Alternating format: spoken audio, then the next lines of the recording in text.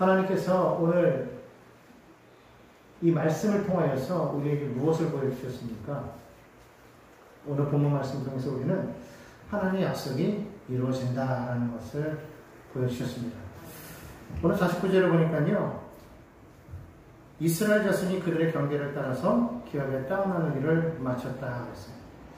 전쟁이 끝났는데도 불구하고 여전히 그 자신들의 그 기업을 차지하지 못하고 있었던 7지파가 있었죠. 그 7지파들이 그냥 미적미적거리고 있으니까 여호수아가 크게 야단치지 않았습니까? 너희가 언제까지 지체하느냐? 언제까지 머뭇머릿거릴 것이냐? 그들이 그냥 불이 나게 나가서 땅을 정탐하고 지도를 그려와서 이제 제비를 뽑아서 땅을 나눴어요.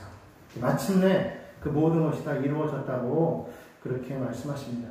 얼마나 오랜 시간이 걸렸습니까? 지난번에도 말씀드렸지만 아브라함에게 하셨던 그 약속의 말씀이 이삭을 거쳐서 야곱을 지나 또 그리고 요셉의 때를 지나 그리고 이제 애굽에 들어가서 430년 동안을, 물론 처음에는 요셉으로 인하여서 그들이 이제 평안한 삶을 살았지만, 그러나 왕조가 바뀌므로 인하여서 그들이 극한 노예 생활 가운데 또 지나게 되지 않습니까? 또 그래서 또 하나님께서 그들을 그곳에서 또 430년 만에 불러내셔서 또 하나님의 약속의 땅 가나안 땅으로 들어갔는데, 들어가기 직전에 그만 그들이 불순종함으로 말미암아 다시 또 광야에서 38년을 또 방황하고, 그러다 마침내 이제 그들이 가나안 땅으로 들어갔는데 수많은 전쟁을 통해서 그들이 마침내 오늘 이와 같은 일들이 이루어지는 것을 보았습니다. 우리도 보았다라는 거예요. 왜? 후손들이니까. 왜? 기록된 말씀이 있으니까. 그런데 정작 그들은 그때 그 상황을 우리처럼 볼 수가 있었냐는 거죠. 우리는 너무 은혜 받은 거예요. 얼마나 은혜 자리에 있는지 모릅니다. 하나님께서 행하신 그 일들을요, 우리는 그들이 이미 벌써 선조들이 겪어놓은 거를 기록을 통해서 일목요연하게 보고 있는 거예요. 아, 하나님이 이렇게 약속하시고 그걸 이루시는 하나님이시구나. 반드시 하나님께서는 그 말하신 말을 지키시는구나.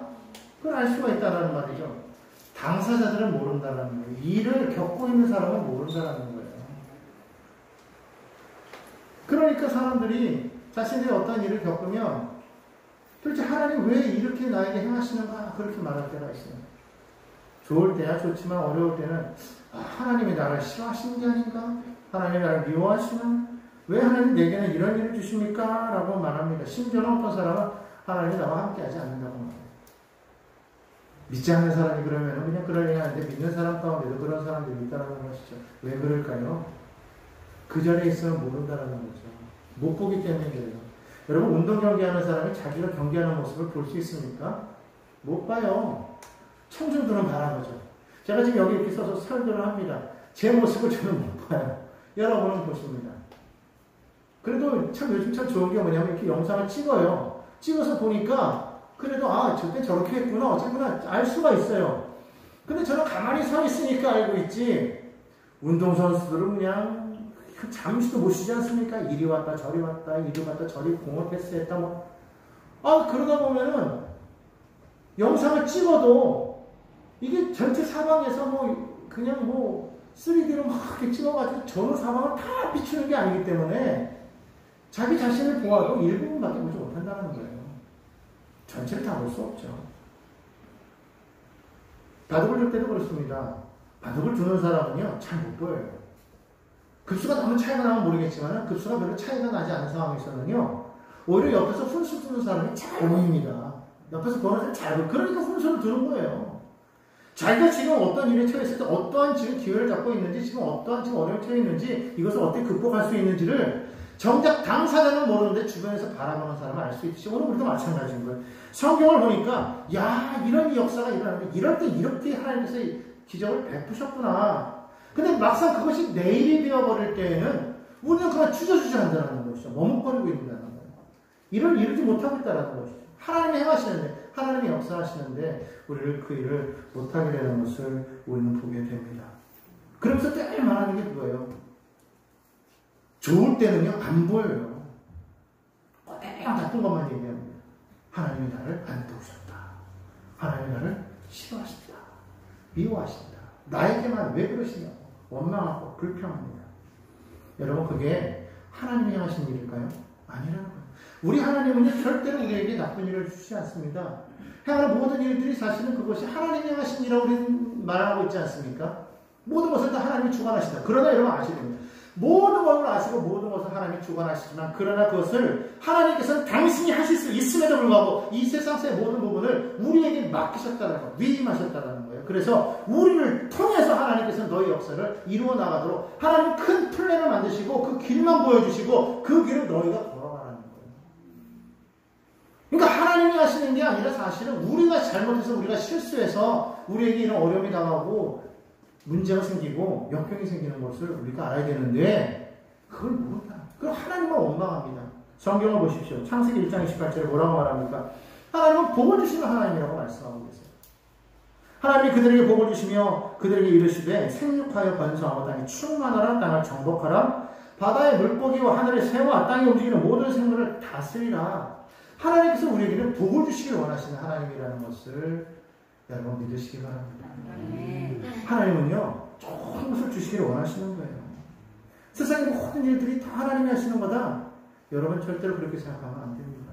하나님이 하시는 일이지만 그러나 그 모든 것들의 원인은 나에게도 있음을 알아야 돼요. 우리가 잘못했을 때 부모가 우리를 야단칩니다. 벌을 주죠. 당연한 거 아니겠습니까? 그런데 꼭 그거를 안 좋게 생각하는 그런 자녀들도 있어요. 우리 부모는 나만 미워한다는 거죠. 특히 형제가 많을 때 꼭 보면은요, 큰 형들은 잘해. 이상하게 잘해.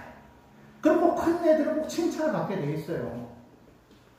또 보면은 막내는 막내라서 이쁨 받아. 중간에 껴있는 사람은 얼마나 힘든지 모릅니다. 위에서 치이고 아래에서 치이고 위는 너무 잘하니까 인정받고 밑에는 너무 이쁘니까 인정받고 중간은 완전히 천덕꾸러기 되는 거예요. 맨날 혼나는 거지. 그럼 맨날 형은 맨날 칭찬받아요. 뭐 공부도 잘해, 운동도 잘해, 뭐 그러니까 또 말도 잘 들어. 맨날 나만 내가 치는 거야. 그러니까 맨날 속으로 뭐라고 그랬어? 우리 부모는 나만 미워한다. 우리 부모는 나만 싫어하고 나는 어디서 주워왔나 보다. 또 실제로 또 부모가 또 그렇게 말해요. 어디서 저것도 주워와가지고 저런다고. 옛날 부모들은 왜 그러는지 모르겠어요. 맨날 또 시간에 다 다림이 있어서 주워왔대. 알고 보면은 다 같은 형제자매인가 봐요. 그죠? 다 다리 밑에서 나왔어. 그러니까 얼마나, 실제로는 그런 사람들도 있었다고 그래요. 나는 우리 부모 찾아 떠나리라. 그래가지고 맨날 다리 밑에서 막 헤매고, 우리 엄마 아니냐고, 아빠 아니냐고 막 그랬던. 옛날에 실제로 있었다고 그래요. 제가 아닙니다. 근데 그걸 그때는 모르는데 지나고 나니까 알더라는 거죠. 지나고 나니까는 그게 사랑이었구나. 그게 미움이 아니었구나. 사랑이었구나. 그때 안다는 거예요. 근데 당신은 모른다는 거예요. 여러분, 하나님의 마음이 그 부모의 마음 아니겠습니까? 잘못했어요? 벌을 받았어요? 심판이 맺어요? 나만 미워해가 아니라 너를 돌이켜보라는 거예요. 나를 돌이켜보라는 건 내가 문제가 있어서 그런 거 아니겠습니까? 하나님이 나를 미워서가 아니라 하나님은요, 나를 복 주시기 원하고 나를 살리기 원하시는 거 아니겠습니까? 성경에서 하나님께서 그래서 예수를 이 땅에 보내셨다고 말씀하고 있어요. 예수님 이 땅에 왜 오셨습니까? 우리를 죽이려고 온 게 아닙니다. 성경 요한복음 10장에 뭐라고 말합니까? 도적이 오는 것은 죽이고 멸망시키려고 하는 것이지만 내가 온 것은 양으로 생명을 얻되 풍성히 얻게 하게 함이라 그래 말씀하고 있다는 것이죠. 오늘 하나님은요, 우리에게 복을 주시기 원하시는 하나님입니다. 우리가 잘 되기를 원하시는 하나님이신 것을 믿으시기 바랍니다. 그 하나님께서 우리에게 정말 귀한 것을 우리에게 더하여 주셨어요. 그게 뭡니까? 바로 하나님의 형상이에요. 하나님의 형상을 닮았다는 것을 우리가 어떻게 할 수 있냐면요, 사람에게는요, 생명력이 있어요. 여러분, 우리가 하나님을 비록 떠났지만은요, 하나님의 그 사람들에게는요, 생명력이 있어서 사람과 사람이 모여 있으면은요, 살아나는 역사가 있어요. 참 귀하지 않습니까? 여러분, 그래서 사람이 사는 곳은요, 오래돼도요, 결코 허물어지지 않아요. 우리 집을 보면 알 수 있어요. 사람이 살면은요, 오래될수록 더 윤이 나요. 오래될수록 더 그 안에 스며든 은은한 그 오랜 세월이 나타내는 어떤 그런 게 있어요. 그런데 사람이 떠나면은요, 금방 폐허가 됩니다. 폐허가 돼요. 희한하죠? 저는 인터넷에서 어떤 그 사진들을 봤는데, 요즘 코로나 때문에 대형 쇼핑몰들이 그냥 순식간에 부도가 나가지고요. 우리나라는 외국에 다 문을 닫았어요. 뭐 미국, 뭐 어디 여러 나라의 그 쇼핑몰들이 문을 닫았는데, 이야, 그 얼마나 됐다고 세상이 완전히 폐허가 되버린 거죠. 완전히 무슨 뭐 정말 유령의 집 같은 그 놀이공원에 가면 그런 정도로 너무너무 정말 흉악한 그런 모습으로 변해 있는 모습을 보게 됩니다. 기가 막힌 건 그런데도 사람이 들어가잖아요. 다시 살아납니다. 그러니까 하나님께서 우리에게 주신 그 생명력, 그것을 우리가 온전히 우리 사람에게 가지고 있는데, 여러분 그거를 우리가 온전히 나눠야 되지 않겠습니까? 하나님께서 우리에게 주신 그 생명을 가지고 세상 속에 들어가서 살리는 역사를 이루어야 되지 않겠습니까? 하나님께서 우리가 하나님을 떠나서 우리가 하나님을 반역하고 우리가 멀리 떠나버려가지고 죽음에 이르게 되었지만, 하나님께서는 우리를 다시금 살리셨어요. 그리고 뭘 만드셨습니까? 하나님의 자녀라고 만드셨어요. 그러면서 말씀하시기를 너희는 나의 자녀다, 백성이다, 너희는 나의 나라를 세울 것이다. 내 나라의 백성이라는 거예요. 여러분 이게 얼마나 큰 축복입니까? 하나님께서 왜 우리를 그렇게 자녀 삼으셨어요? 뭐 하시려고? 하나님께서 그 복을 믿지 않은 모든 사람들에게, 그 은혜 가운데 있지 않은 많은 사람들에게 전하라고, 그걸 나누라고 하나님께서 우리를 세우신 줄로 믿으시길 바랍니다. 그렇기 때문에 우리는요, 가는 곳곳마다 하나님의 나라를 세워나가는 그런 놀라운 역사가 있어야 되겠다는 거예요. 그 일을 이루지 못하기 때문에 오늘날 사회가 이와 같은 모습으로 변해가는 것을 우리는 바라보게 된다는 것입니다. 하나님께서 인간을 만드셨을 때 그 인간 속에 주신 귀한 사명이 있어요. 그것은 무엇이었습니까? 생육하고 번성하라 넘어서 땅을 정복하고 다스려라, 이렇게 말씀하고 있습니다. 근데 대부분의 사람들이 어디에 머물러 있냐면 생육하고 번성하는 데만 머물러 있습니다. 생육하고 번성하는 데만 머물러 있기 때문에 그냥 살아가는 거예요. 먹고 살아가는 건 번성합니다. 여러분 우리나라가 번성하고 있지 않습니까? 계속 번성합니다. 근데 무엇이 지금 빠졌어요? 정복하고 다스리는 역사가 빠져버렸어요. 그러다 보니까 세상이 지금 어떻게 흘러가고 있습니까? 점점 안 좋은 쪽으로 흘러가고 있어요. 점점 흉악한 쪽으로 흘러가고 있습니다. 하나님이 원하셨던 나라가 아닌 거죠. 하나님이 원하셨던 나라는 어떤 나라예요? 하나님의 생명과 사랑과 통치가 임하는 나라가 바로 하나님의 나라입니다. 하나님은 홀로 하나님이시면 동시에 삼위일체 하나님이십니다. 그 삼위일체 하나님께서 그들이 서로 연합하여서 하나님께서는 그 서로 간의 사랑으로서 하나님은 인간을 사랑하셔서 이 땅을 만드셨다는 거예요. 그러면서 이 땅을 만드시고 나서, 하나님 인간을 만드시고 나서 이 땅을 그 사랑으로 통치하는 하나님께서 만드셨다는 거예요. 그런데 오늘날 그 하나님의 그 사랑은 온전한 데 없고 오직 자기 사랑, 자기 이기주의적인 사랑으로 지금 세상을 완전히 파멸시켜 나가고 있는 그런 모습을 우리가 보게 된다는 것입니다. 오늘 우리가 이 사명을 온전히 감당해야 돼요. 이걸 감당하지 않으면 하나님께서는 그 사명을 옮기십니다. 여러분 성경을 보십시오. 하나님께서는 아브라함을 택하셔서 그들을 잘 양육하신 후에 이제 하나님 약속의 땅 가나안 땅으로 들어가려고 하는데, 그들이 그만 가데스 바네아에서 하나님의 말씀을 그들은 어기죠. 하나님께서는 들어가라고 그 땅을 보내주셨는데 정탐하고 난 이후에 그들의 마음이 완전 10명의 정탐꾼에 의해서 마음이 녹아져 버리지 않았습니까? 그리고는 못 들어가겠다고 하죠. 완전히 가나안 땅에 들어가는 것을 어떻게 됩니까? 포기해버리는 거예요. 그러자 하나님께서 크게 노하십니다. 그리고 뭐라고 말씀하십니까? 모세야, 내가 아브라함과 맺었던 계약을 이제 파기하겠다.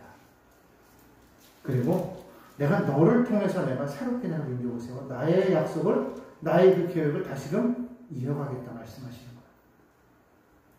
여러분 모세가 그때 하나님 앞에 간절하게 기도하지 아니하였다면 아브라함과 맺었던 그 언약은 파괴되었을지도 모른다는 거예요. 오늘 여러분들이 우리에게도 하나님께서 그와 같은 놀라운 사명을 주셨다는 겁니다. 그 사명을 나 아니면 못하겠지 아닙니다. 내가 아니라도 얼마든지 하나님께서는 당신의 일을 이루어 나갈 수가 있어요. 그러나 하나님은 누구를 통해서? 바로 우리를 통해서 그 일을 행하기를 원하신다는 겁니다.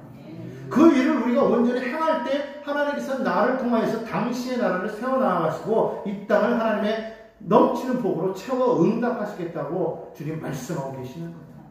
그렇기 때문에 오늘 여러분들이 우리는 우리 스스로 한 사람 한 사람이 얼마나 귀한 존재임을 깨달아야 된다는 거예요. 나는 하나님 나라의 백성이자 하나님의 자녀입니다. 동시에 나는 누가 되는 거예요? 하나님 나라가 되는 거예요. 그렇기 때문에 내가 서 있는 이곳이 하나님의 나라가 되어야 된다는 것입니다. 세상 나라에 끌려가서는 안 된다는 거예요. 세상 나라를 정복해야 된다는 거예요. 그 세상 나라 속에 우리가 엄연히 서 있는데 세상과 타협하면서 그냥 세상이 원하는 대로 지금 흘러가고 있기 때문에 오늘날 크리스찬들이 나는 크리스찬이라고 그러면은 손가락질 맞는 거예요. 너 뭐라고 그러느냐? 이 코로나 현상이 왜 우리 기독교인 때문에 그렇게 된 거예요? 아니잖아요. 왜 많은 사람들이 기독교인들 때문에 코로나가 더 퍼진다고. 그러면서 막 교회 예배를 막 막고 있습니다. 정말 우리 때문에 그렇습니까? 아니죠. 그런 거 아니라고 말해야 되잖아요. 아니라고 말하는 사람들이 별로 없어요. 오히려 많은 사람들이 손가락질해도 거기에 대해서 당당하게 말하지 못하고 오히려 우리는 지금 주눅들어서 살아가고 있습니다. 크리스찬이라고 해서 말하지도 못한다고요. 심지어 어떤 사람은 그런 얘기를 하더라고요. 야, 이제 복음 전하는 것도 이제 끝났대요. 여러분 정말 그렇습니까? 하나님의 말씀이, 하나님의 생명이 세상보다 약합니까? 아니잖아요. 우리가 세상을 정말 미워하자는 얘기가 아닙니다. 오히려 세상을 사랑해야 됩니다. 그 사랑이라는 게 뭐예요? 하나님이 사랑하신 그 사랑으로 그들을 사랑해서 그들을 하나님 나라화 시켜야 된다는 겁니다. 그들을 온전히 변화시킬 수 있는 것은 그리스도의 사랑밖에 없어요. 그 사랑으로 우리가 당당하게 우리가 세상 속에서 우리가 행해야 된다는 겁니다. 세상을 예수의 사랑으로 온전히 녹여나갈 수 있는 그런 당당함이 있어야 된다는 겁니다. 그런 강함이 있어야 된다는 겁니다. 그런 게 없기 때문에 우리가 세상에서 우리가 자꾸만 지는 거예요. 하나님께서 내려주신 그 은혜를 왜 여러분 가볍게 생각하십니까? 거저 주었기 때문에 값싼 은혜가 아니라는 거예요. 하나님께서 주신 그 은혜는 거저 주신 은혜이기 때문에 값싼 은혜라고 생각하지만 사실은 값비싼 은혜인 겁니다. 왜 그렇습니까? 창조주 하나님께서 당신을 희생하신 거예요. 사실 그것은 우리가 천만금을 줘도 억만금을 주어도 우리가 바꿀 수 없는 것이기 때문에 하나님이 그냥 주시는 거예요. 그걸 여러분 우리가 가치를 매긴다면 우리는 살아갈 수가 없는 거예요. 오늘 여러분 우리가 그것을 알고 그 사랑의 위대함을 알고 우리에게 주신 그 사명을 온전히 알아서 하나님의 뜻을 따라 살아가는 저와 여러분의 되기를 예수님의 이름으로 축원합니다. 온전히 땅 나누기를 우리가 마치면 그 땅을 정복해 들어가야 돼요. 여러분 왜 하나님께서 이스라엘이라는 한 나라를 그냥 세우셨는데 12지파를 나눠서 주었겠어요? 그것은 각자에게 주어진 사명과 위치와 재능과 능력이 다 다르다는 거예요.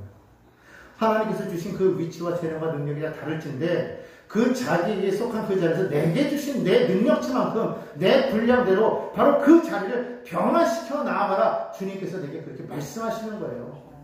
남에게 주어진 것을 부러워하지 말라는 것입니다. 내게 주어진 그 일을 온전히 행하라는 거예요. 그것을 행함으로 무엇을 세워나가느냐? 하나님의 나라를 세워나가는 하나의 부분이 되라는 겁니다. 오늘날 많은 사람들이 예배 자리를 많이 떠나가고 있어요. 예배가 나약해져 버렸습니다. 왜 여러분 문제가 생길 때 우리에게 문제가 생기는지 아십니까? 우리가 하나님 앞에 우리가 온전히 서 있지 못할 때는 문제가 생기는 거예요. 어려움이 다가와도 우리는 하나님 우리와 함께 하시는 믿으면 어려움 때문이 아니라 하나님이 함께 하시니 능히 이길 수 있다는 믿음이 있어야 되는데 그렇지 못해요. 낙심하고 절망할 수밖에 없습니다. 그것을 이길 힘이 없는 거예요. 왜? 내가 기도하지 않으니까, 예배하지 않으니까, 찬양하지 않으니까. 여러분 우리가 매일같이 기도하면은요 어려움이 다가올 때 더 깊이 기도할 수 있습니다. 근데 매일 기도하지 않으면요, 어려움이 다가오면 기도하고 싶어도 기도가 안 나와요. 기도의 자리에 서려고 해도 마음이 안 내킵니다. 하려고 해도 너무 힘이 들어요. 어떻게 할 줄 모르는 거예요. 오히려 기도하기가 싫어집니다. 진짜로 그래요. 기도를 계속 하면서 평상시에 아무런 문제 없이 아무런 이유 없이 그냥 하나님 앞에 빨리 기도하는 사람은요, 문제가 생길 때 더 기도하는 거예요. 그 힘이 있어요. 하나님 앞에 매일같이 예배하는 사람은요, 날마다 하나님의 그 영광 가운데 살아갈 수가 있는 사람이에요.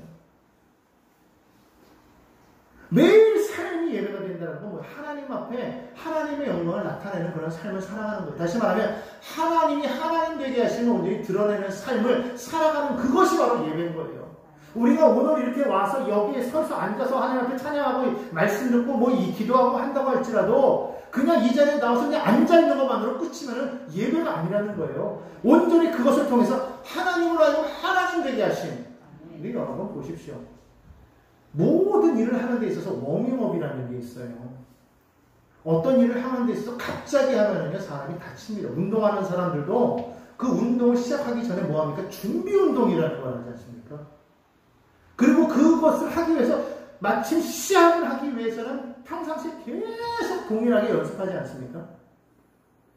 음악을 시험 보려고 해도 그것을 그냥 당일날 시험장에 가서 딱 한다고 해서 되는 게 아니죠. 매일 계속 몇 시간이고 계속 부르고 또 불러야 시험 때 갔을 때 당당하게 부를 수 있는 거 아니겠습니까?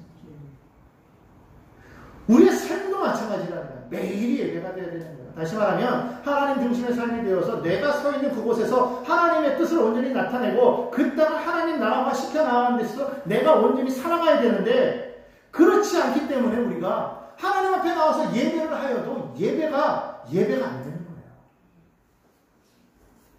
여러분요, 매일이 예배가 돼야 되고 예배의 자리가 제일 중요합니다. 그 자리는 늘 지켜서야 돼요.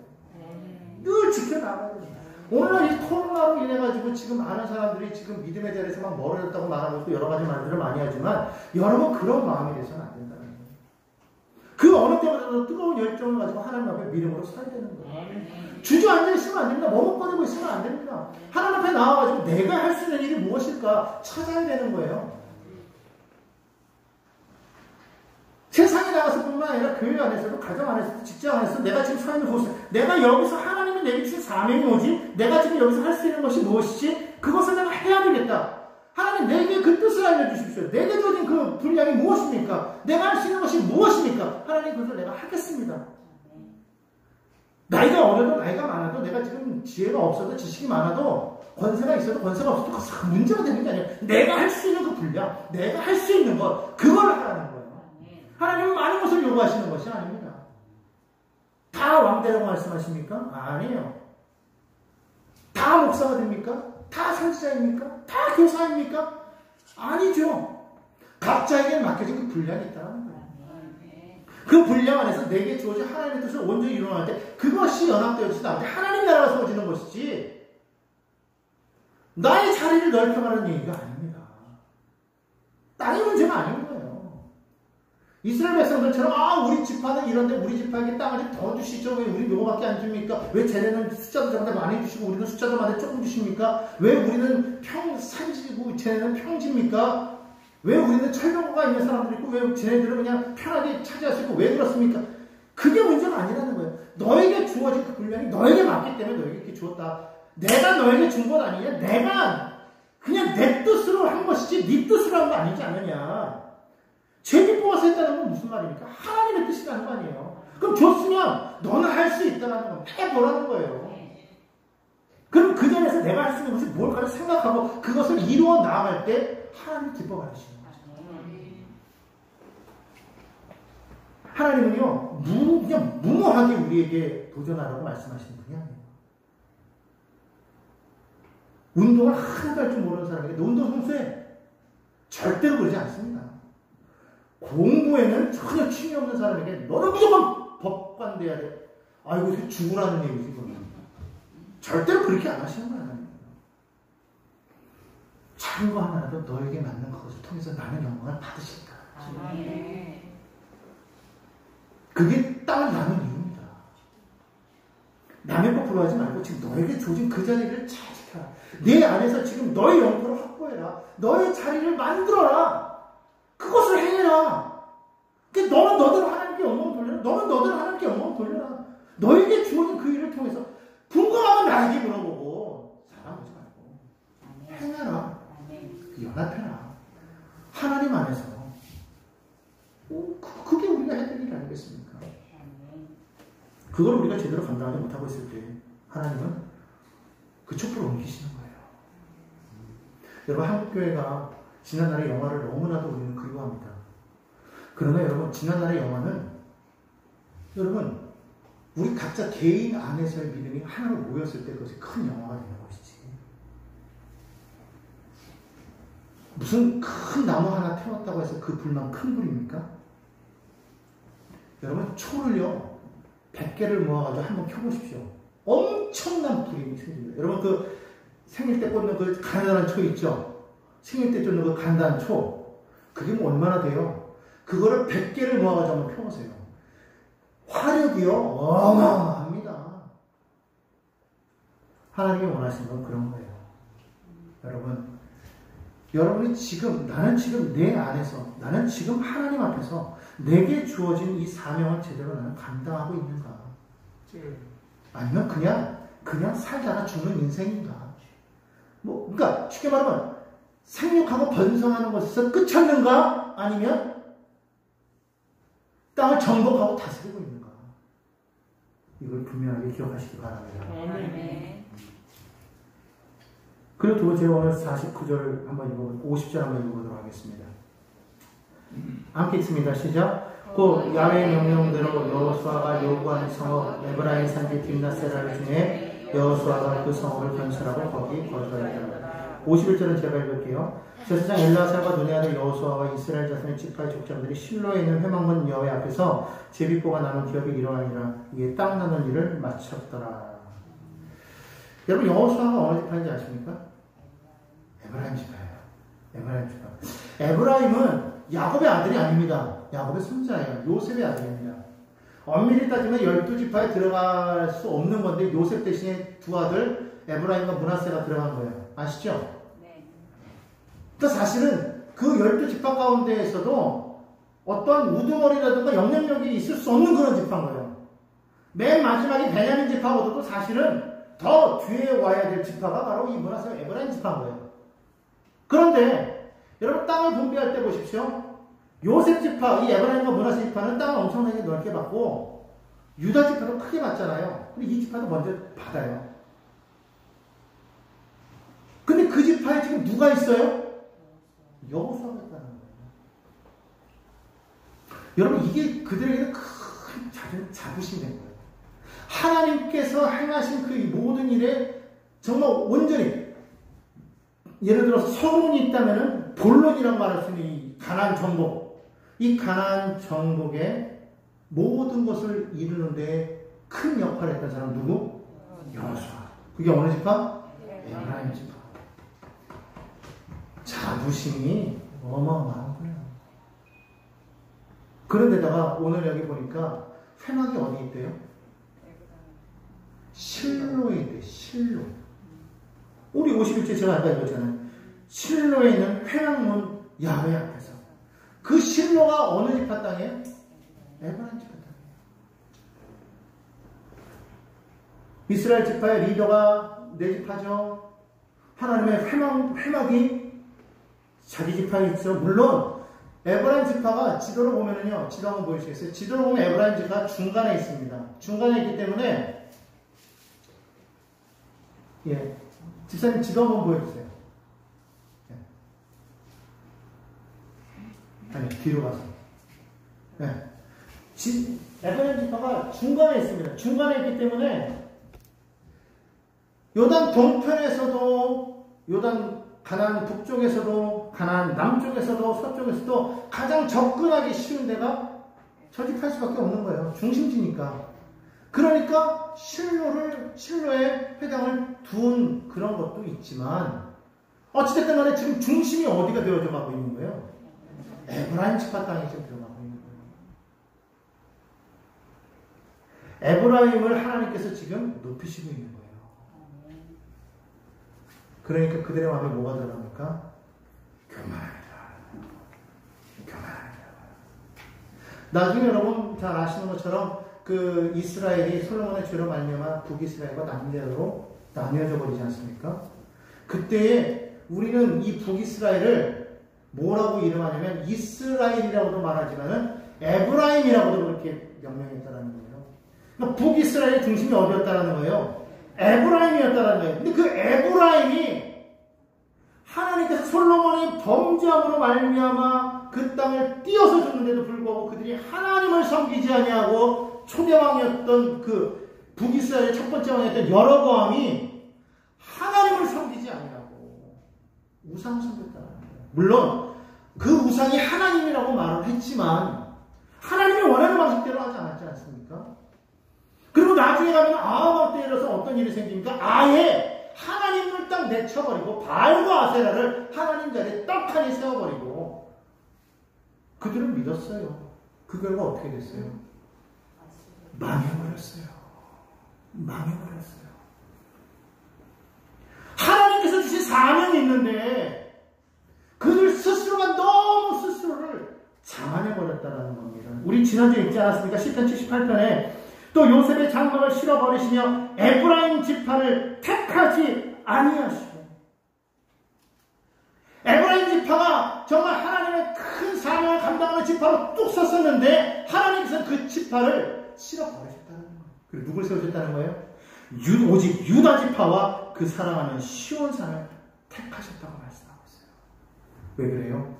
그들은 하나님의 사명을 감당했기 때문에. 다윗을 보십시오. 다윗은 하나님 앞에 충성된 사람이었습니다.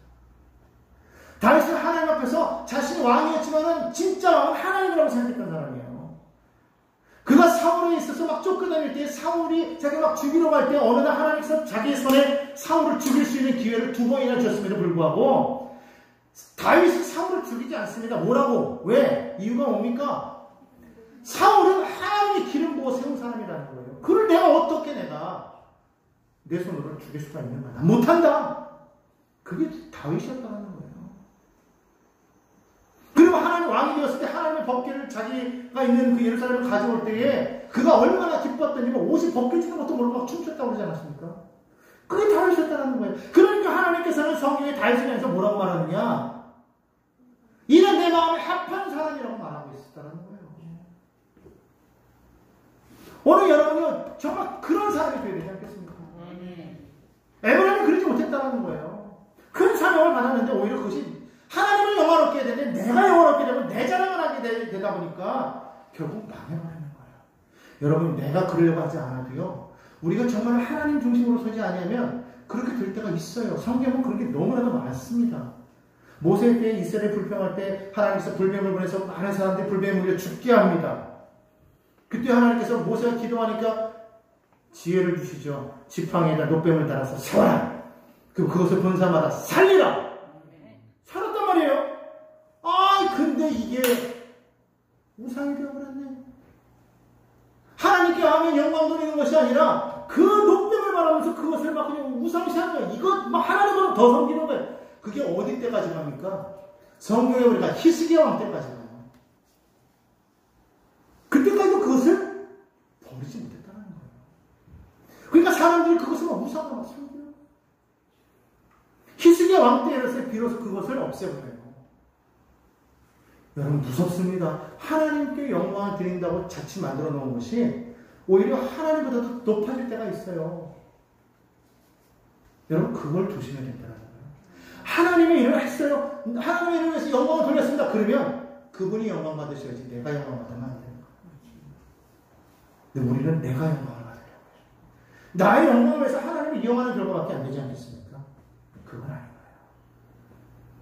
기드온이 하나님 앞에 쓰임받아서 사사로서 큰 일을 했지 않습니까? 미디안을 물리쳤어요. 이스라엘을 구했습니다. 정말 큰 일을 했습니다. 근데 그가 뭔 실수를 합니까? 금을 모아다가 에봇을 만들어요.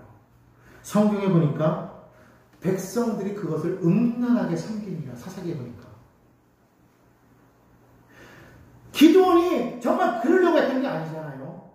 그런데 그것이 음란하게 되어 하나님을 대신하여 섬기는 우상이 되더라. 오늘 여러분들이 우리가 정말로 기억해야 될 것이 있습니다. 하나님께서 내게 주신 그 사명을 온전히 감당하되 내가 드러나는 것이 아니라 하나님의 영광을 받으시옵소서. 나를 통하여 하나님의 나라가 이 땅 가운데 온전히 세우시기를 원하나이다. 하나님의 그 일을 감당하는 제가 되게 하여 주옵소서. 그러나 하나님, 나를 통해서 하나님 홀로 영광 받으시고 나는 아무것도 아닙니다. 오직 하나님만이, 그 이름만이 이 땅 가운데 높여주기를 간절히 바랍니다. 이런 마음을 우리가 살아가야 될 줄로 믿습니다. 그렇게 하나님을 높이면 하나님께서 우리를 높이시는 거예요. 내가 막 높아지려고 하지 아니하여도 하나님을 높이면 하나님이 우리를 높이시는 겁니다. 너를 위해 살지 말고 하나님을 위해 살아라. 그것이 오늘 하나님께서 우리에게 주신 귀한 사명인 줄로 믿습니다. 그 뜻을 알아야 돼요. 그냥 내게 주어진 삶을 그냥 내가 최선을 다해서 살면 그것이 하나님께 영원되는 거겠지? No. 그것을 통해서 그곳에 하나님의 나라를 세워나가는 것. 그게 반드시 우리에게 중요한 줄로 믿습니다. 여러분 꼭 기억하시고 그 일을 온전히 감당해 나아감으로 하나님의 나라를 이 땅 가운데 속히 임하게 하여서 정말 이 나라가 하나님 나라 되는 그런 놀라운 역사가 나타나게 되기를 간절히